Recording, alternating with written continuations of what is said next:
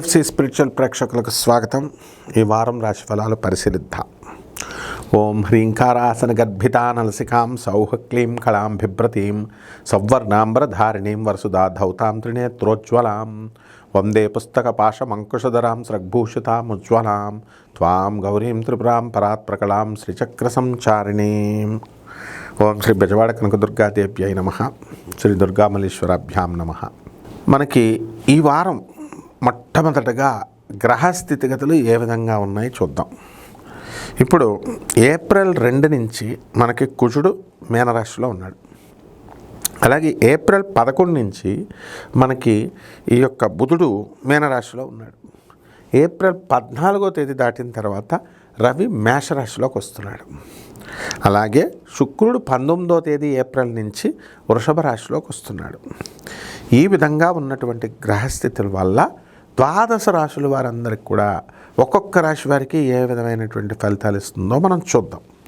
అయితే గురుడు మిథున రాశి అని మనకు తెలుసు, మిథున రాశిలో ఉన్నాడు. శని ఏమో వక్రించి మీనరాశిలో ఉన్నాడు. అలాగే రవి శుక్రులు ఇద్దరునేమో మేషరాశిలోకి వచ్చారు. కుజ బుధులు ఇద్దరు కలిసి మనకి మీనరాశిలో ఉన్నారు. కేతువేమో సింహరాశిలో ఉన్నాడు. ఈ విధంగా ఉన్నటువంటి వాటిని బట్టి ఒక్కొక్క రాశికి మనం చూద్దాం. ఇప్పుడు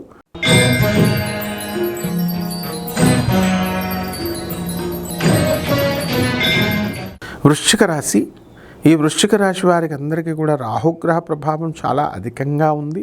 అర్ధాష్టమ రాహు, అందువలన విపరీతమైనటువంటి మనశ్శాంతి, ప్రెషర్ అనేటటువంటిది వస్తుంది. అయితే ఈ రాశి వారికి అందరికీ కూడా ప్రభుత్వం నుంచి అన్ని పనులు, ఏ సర్టిఫికేట్లు రావాలన్నా, ఏ పర్మిషన్స్ రావాలన్నా అన్నీ కూడా టకా మీకు ఈ నెలలో అయిపోవడం, ఈ వారంలో అయిపోవడం అనేటటువంటిది జరుగుతుంది.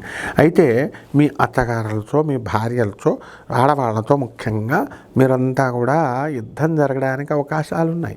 అంటే వీళ్ళందరితోనూ కూడా మీరు అంత సఖ్యత అనేటటువంటిది మీరు పాటించాలని అనుకున్నప్పటికీ పాటించలేరు. ఇకపోతే ఈ యొక్క శని, కుజ, బుధ గ్రహాలు మరి మీనరాశిలో ఉన్నటువంటి కారణంగా సంతానములో అనేక రకాలైనటువంటి ఆలోచనలు వస్తాయి. అండ్ వాళ్ళు మీరు చెప్పిన మాట వినకుండా వాళ్ళ సొంతంగా కవిత్వాలు చేసుకుంటూ వెళ్ళడం మీకు కొంచెం బాధ కలిగిస్తూ ఉంటుంది. ఇకపోతే కొత్తగా సంతానం కావాలనుకునే ఐవీఎఫ్ ఇవి తిరుగుతున్నారో ఈ వారం అవి సక్సెస్ కావు. అలాగే మీ నోటికి సంబంధించినటువంటి మాటల వల్ల కొంచెం ఇబ్బందుల పాలవుతారు. తొందరపడి మీరు మాట జారడము ఇలాంటివన్నీ కూడా చేస్తారు. కాబట్టి కొత్త బ్రాహ్మణులతో మీకు పరిచయాలు ఏర్పడతాయి. అలాగే వాళ్ళ వల్ల కొన్ని కొత్త విషయాలు తెలుసుకుంటారు. అవి ఎంతవరకు మంచివి, ఎంతవరకు చెడ్డవి అనేటటువంటిది మీరు బేరీజు వేసుకోండి. అంటే ఈ పూజలు చేయండి, ఆ పూజలు చేయండి, ఈ కష్టాలు ఉన్నాయి, ఆ కష్టాలు ఉన్నాయి వాళ్ళు చెప్తారు. మరి దానివల్ల మీరు లాస్ అయిపోకుండా చూసుకోవాల్సినటువంటి బాధ్యత మీకు ఉంటుంది. అలాగే ఈ షేర్స్, కొంతమంది కౌంటర్లు కూడా పరిచయం అవుతారు. ఈ షేర్స్ ఆడండి, ఇది ఆడండి, ట్రేడింగ్ ఆడండి అని. మరి అది కూడా మీరు చూసుకోవాలి. గీడింగ్లు మేము ఆడొద్దని చెప్తాం.